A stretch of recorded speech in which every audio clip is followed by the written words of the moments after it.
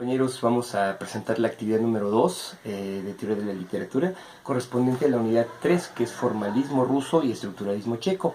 En este caso yo voy a hablar particularmente sobre el formalismo ruso y la obra de Yuri Tinianov, que es sobre la evolución literaria. La obra se podría dividir en tres partes. Una primera parte que es la consideración acerca de qué es la literatura, una segunda parte sobre las funciones de una obra literaria y una tercera parte sobre la evolución de la obra literaria. Vamos primero con la consideración inicial. ¿Qué es la literatura? La literatura la define Tinianov como una serie o sistema de elementos que se puede relacionar con otras series o sistemas a partir de justamente sus elementos comunes.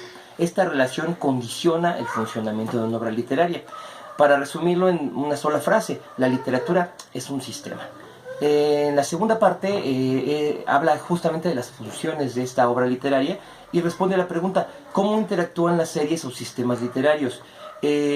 Interactúan de tres maneras.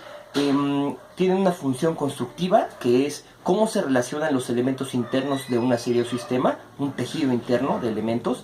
Tiene una segunda función, que es la función literaria, que es cómo se relacionan los elementos de una serie con los de otras series o sistemas, es decir, la relación de una obra con otras obras, lo que podríamos llamar intertextualidad. Y finalmente una tercera función, la función verbal, cómo se expresa una obra literaria, con qué elementos del lenguaje. Esto para evitar la automatización, singularizar los elementos estéticos y oscurecer el resto.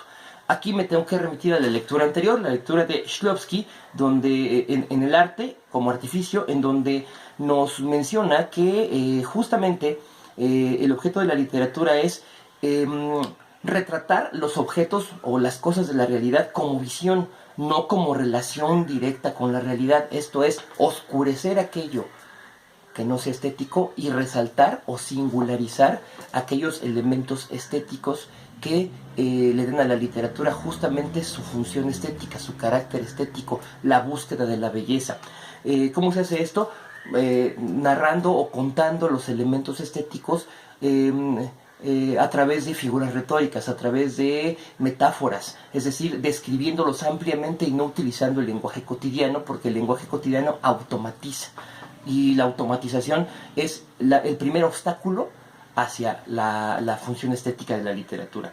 Si tuviera que resumir esta segunda parte en una sola frase, diría: los sistemas se construyen, se interrelacionan con otros sistemas y se expresan con fines estéticos. Y finalmente, bueno, vamos a la tercera parte, que son las funciones de, más bien la evolución de la obra literaria. ¿Cómo evoluciona una obra literaria? En la interacción de sus series, comenzando con la serie literaria y siguiendo con las series vecinas correlativas, que se extraen de la vida social, es decir, del contexto. Entonces, en esta parte, Tinianov nos dice que para analizar una obra literaria se debe atender, en primer término, a la relación entre su serie literaria y las series correlativas vecinas, y determinar cuál es su dominante o guión central, es decir, el componente de la obra que rige, determina y transforma a los demás componentes. Si tuviéramos que hacer un resumen final de todo esto, de esta tercera parte diría: no hay texto sin contexto. Y entonces, bueno, para resumir toda la obra diríamos: primer término, la literatura es un sistema. En segundo término, los sistemas se construyen, se interrelacionan con otros y se expresan con fines estéticos. Y finalmente, no hay texto sin contexto. A partir de este breve análisis de la obra de Tinianov, vamos a analizar la obra que nos pide la guía, la obra de Fusilamientos de Julio Torri, y lo vamos a hacer justamente en tres ejes. El eje 1 o serie literaria, que es su construcción; el eje 2 o serie lingüística, que es su expresión; y el eje 3 o su serie histórica, que es su contexto. Como se dan cuenta, atendiendo a estos tres elementos que nos menciona Tinianov sobre la evolución literaria. En primer término, serie literaria. ¿Cómo se construye la obra de Julio Torri? La obra de Julio Torri se construye como un argumento jurídico, es como una expresión de un caso jurídico. Tiene tres partes. Primero, el planteamiento de un problema. ¿Cuál es el planteamiento del problema? Los fusilamientos son una institución, o se han convertido en una institución decadente, una institución grotesca, diríamos. En segundo término, cómo expone los argumentos para defender este argumento o este problema. Los expone justamente como un caso, ¿no? En primer término dice, hay que madrugar, hasta para morir hay que madrugar. ¿Cómo es que tienen que hacer que el fusilamiento se haga tan temprano, se realice tan temprano? Y esto pues genera un ambiente grotesco. El clima no es el más adecuado, la rudeza de los ejecutantes, y el aspecto deplorable de los ejecutantes del pelotón de fusilamiento hace que este acto se vuelva un acto grosero, grotesco, antiestético. Incluso dice que los condenados piden que les venden los ojos, no porque tengan miedo del fusilamiento, sino porque quieren evitar la visión grotesca de este espectáculo, ¿no? Después pasa a hablar de la última voluntad que solicitan los condenados. Esta última voluntad es satisfecha con productos de ínfima calidad. Se les da un tabaco horrible, se les da un aguardiente de pésima calidad, y esto les produce asco, les produce lividez. Esta lividez no es que tengan miedo nuevamente, sino que no pueden soportar la malísima calidad de estos productos con los que les cumplen la última voluntad.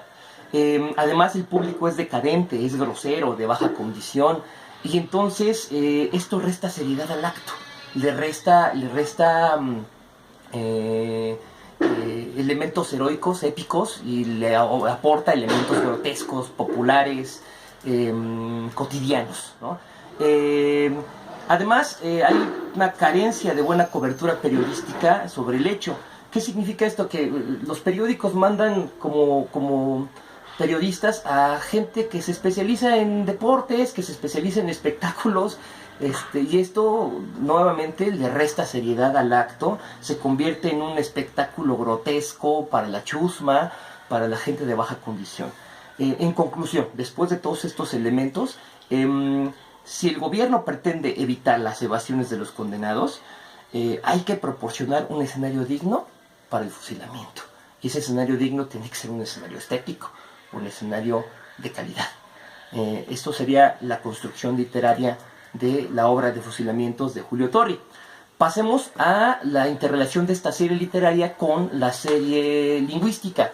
¿Cómo está construido el lenguaje o cómo se expresa, con qué lenguaje se expresa esta obra literaria? La expresión utiliza la ironía como figura retórica principal. El texto es harto irónico, está ironizando en todo momento, y esta ironía que utiliza transforma la crudeza del hecho narrado, es el fusilamiento, que en sí mismo es un hecho crudo, un hecho salvaje, un hecho grotesco, lo transforma en crudeza estética. Es decir, lo feo no es que fusilen a una persona, sino que lo hagan en condiciones poco dignas y nada estéticas. Se transforma en lo épico, en lo grotesco. Este efecto lo logra justamente utilizando la ironía y convirtiendo este texto, que es un texto literario, en una perorata jurídica cargada de ironía, en donde lo que priva es lo retórico. Es un texto retórico, un texto literario expuesto como un texto retórico gracias a la ironía, que transforma, como dije, lo grotesco del fusilamiento en lo grotesco del ambiente del fusilamiento. Y vamos a la tercera serie, la serie histórica. Es el contexto. Pensemos primero que la obra de Fusilamientos fue escrita en 1915, justamente el periodo más álgido de la Revolución Mexicana, en donde las facciones revolucionarias están peleando por ganar la revolución. ¿Cuáles son estas facciones? El constitucionalismo contra el convencionismo, es decir, el orden contra el caos, es decir, Carranza o la élite contra Villa y Zapata, que es la prole. No es que así se tenga que interpretar la Revolución Mexicana, sino que así la está interpretando Julio Torri, precisamente porque él es un escritor que desde muy joven pertenece a la élite de escritores, al Ateneo de la Juventud, en donde hay otros escritores como José Vasconcelos, muy joven también, como Alfonso Reyes, lo que después se denominaría como los 7 sabios, los 7 jóvenes sabios la juventud preparada mexicana que transformaría o pretendería transformar la literatura a partir de el elitismo, el idealismo, el cosmopolitismo y cuyo objetivo general era alcanzar lo inefable con ideas nobles y bellas. Solamente así se obtendría una obra original. Entonces, ¿qué es lo que tenemos aquí? Un autor que pertenece al Ateneo de la Juventud. Un contexto en donde 1915 específicamente los ejércitos convencionistas de Villa y Zapata entran a la Ciudad de México, invaden la Ciudad de México y hacen de ella un escenario grotesco. En lugar de ser un escenario cosmopolita, se vuelve un escenario grotesco, en donde Villa y Zapata desayunan en el Sambors de los Azulejos, en donde invaden el espacio de las familias bien, de la gente bien, de la élite, y a la mera hora no saben qué hacer. No saben cómo ganar una revolución justamente por ser chusma, justamente por ser pópulo, por ser prole, y se tienen que retirar. Y entonces retorna el orden, retorna el progreso constitucional con la gente de bien. Esa es la forma en que está viendo Julio Torri este contexto, y entonces nos habla de los fusilamientos como un hecho grotesco, como un hecho nada marcial, nada ordenado, sino más bien sucio, más bien grosero, grotesco, convertido en un espectáculo para la chusma. Y con esto termino el video, compañeros. Muchas gracias.